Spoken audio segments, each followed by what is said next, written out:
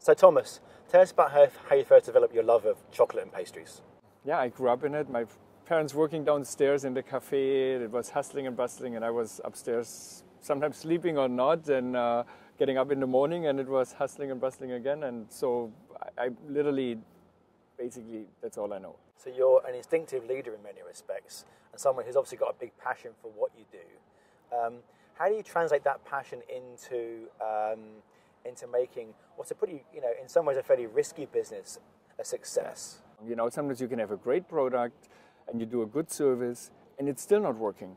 And I think the combination that it has to come all together of that great product, good service, and how you make it. Everything we do is handmade.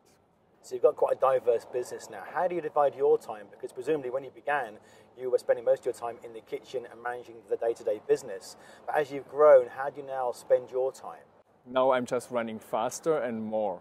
So while sometimes I do savor those moments where I could just focus in the kitchen and be there for 10 hours and all we would do production and I would be the leader of the production.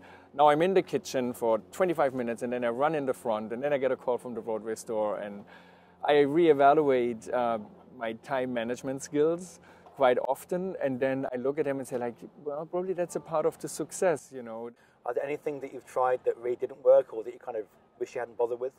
I have no regrets. We also had no failures. I know clearly where we want to be in 5 years from now, or where we also have to be, but I have never drawn it out. I just think like we need to keep it fresh and we need to do something new and how can we stimulate the people we work with so they are always excited. And I have that in my head, but it comes and then when it's there and I feel it, then I jump on it.